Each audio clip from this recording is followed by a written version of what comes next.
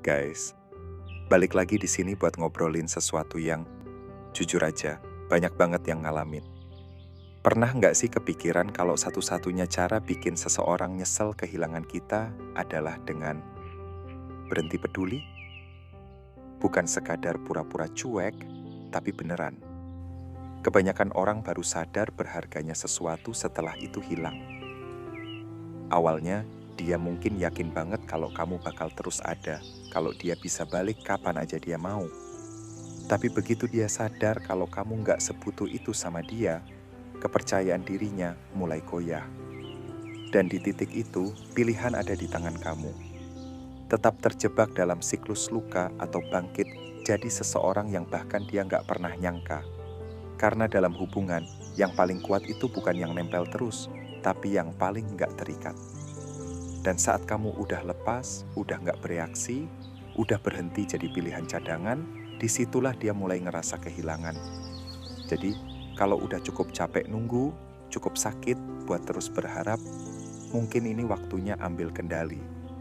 Waktunya jadi seseorang yang nggak bisa dikoyahkan.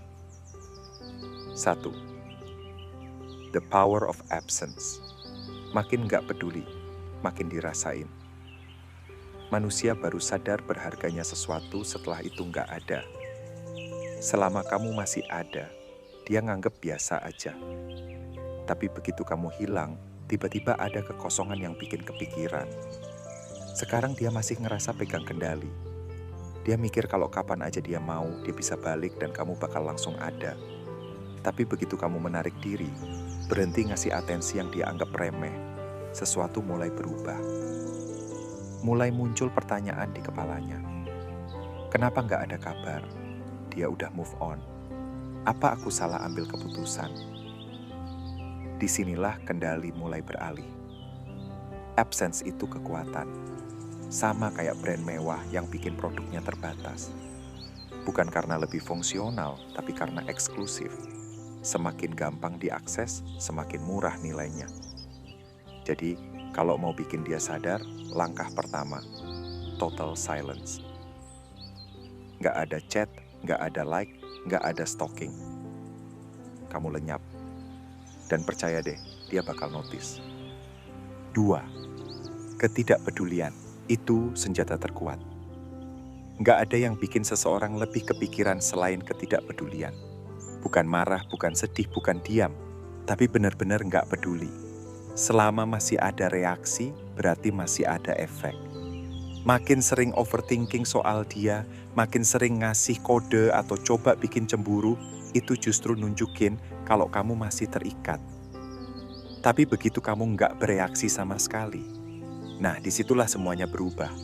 Karena orang yang tahu mereka bisa dapetin kita kapan aja, nggak bakal ngelihat kita sebagai sesuatu yang berharga. Tapi begitu muncul ketidakpastian, mulai deh mikir-mikir lagi. 3. Yang dikejar bukan orangnya, tapi validasi. Jujur deh, sebenarnya yang dikejar itu dia atau perasaan yang dia kasih. Beneran mau sama dia atau cuma suka sensasi dipilih, diinginkan, dan diakui. Banyak orang yang ngerasa patah hati bukan karena kehilangan orangnya, tapi kehilangan cara orang itu bikin mereka ngerasa cukup dan berharga. Dan ini jebakan terbesar. Kalau nggak sadar, bakal terus ngejar. Bukan karena dia spesial, tapi karena udah ketagihan sama perasaan dianggap berarti. Faktanya, kalau beneran cinta, mestinya cinta sama diri sendiri dulu. Bukan kasih orang lain kuasa buat nentuin nilai diri kita. 4. Mindset. Melepas atau hancur. Dalam urusan hati, cuma ada 2 pilihan. Lepas atau hancur. Bisa pilih tenggelam dalam luka, jadi rapuh, terjebak di fase desperate. Atau pakai rasa sakit ini buat naik level. Banyak yang gagal move on karena buang waktu mikirin sikap mantan. Overthinking tiap kata yang dia ucapin, kepo soal dia udah move on atau belum. Itu jalan kehancuran. Setiap detik buat mikirin dia adalah detik yang nggak dipakai buat bangun diri sendiri. Jadi mulai sekarang, mindsetnya geser total. Stop kepo. Stop nonton hidupnya dari jauh. Stop buang waktu buat sesuatu yang udah lewat. Karena begitu kamu bisa lepas dari ketergantungan emosional, disitulah dia mulai ngerasa kehilangan. 5. Silent mystery. Rasa penasaran itu bahaya. Bisa bikin orang nggak bisa diam kalau belum dapat jawaban. Selama dia masih yakin bisa baca keadaan, dia nggak bakal kepikiran. Tapi gimana kalau tiba-tiba semua kosong? Nggak ada update story, nggak ada postingan sok bijak, nggak ada selfie tiba-tiba di gym buat pamer glow up, hening, sunyi, misterius. Dan disinilah banyak orang gagal. Mereka kepancing buat pamer, buat nunjukin, lihat, aku baik-baik aja. Tapi itu justru nunjukin kalau kamu masih peduli. Sebaliknya, kalau kamu beneran hilang tanpa jejak, dia mulai panik, dia kepo, dia nunggu satu clue kecil, tapi nggak pernah dapat. Dan disitulah otaknya mulai main sendiri. 6. Emotional mastery.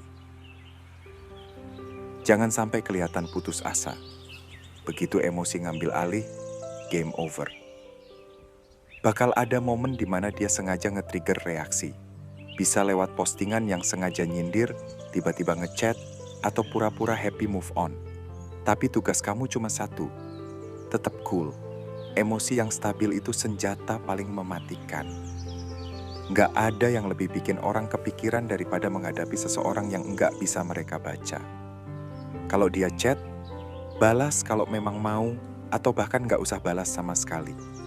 Kalau dia pamer seolah udah move on, ya udah, anggap angin lalu. Begitu dia sadar kalau nggak ada satupun gerakannya yang bisa bikin kamu goyah, dia yang bakal mulai mempertanyakan semuanya. 7. Rebirth. Jadi versi yang nggak bisa dijangkau lagi. Akan ada titik di mana kepikiran soal dia itu udah nggak relevan lagi. Bukan karena pura-pura cuek, bukan karena maksa move on, tapi karena kamu udah berkembang ke level yang dia nggak bisa jangkau lagi. Banyak orang terjebak dalam mentalitas menangin perpisahan. Sibuk bikin mantan nyesel, sibuk nunjukin glow up. Tapi kemenangan sejati bukan saat dia nyesel. Kemenangan sejati adalah saat dia jadi nggak relevan lagi di hidup kamu. Fokus ke diri sendiri sampai dia bahkan nggak masuk di pikiran. Upgrade segalanya. Fisik, mental, finansial. Dan disinilah ironi terjadi. Begitu kamu benar-benar berhenti peduli sama dia, justru di situ dia mulai nyesel. Karena sekarang, yang dia hadapi bukan lagi orang yang sama, tapi seseorang yang udah berkembang jauh, yang udah terlalu jauh buat dia kejar lagi. Pan, the final lesson. Dari awal, kamu nggak pernah butuh dia.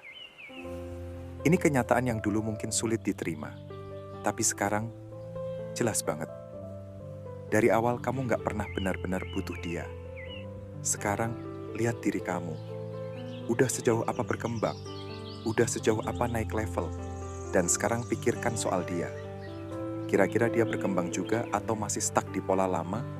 Jawabannya hampir selalu sama. Kamu udah selesai main gamenya. Udah jadi versi yang nggak bisa disentuh lagi. Dan itulah pelajaran terakhir. Dari awal, kamu nggak pernah butuh dia. Dia cuma satu bab dalam cerita. Tapi kamu adalah keseluruhan buku. Sekarang saatnya nulis cerita sendiri.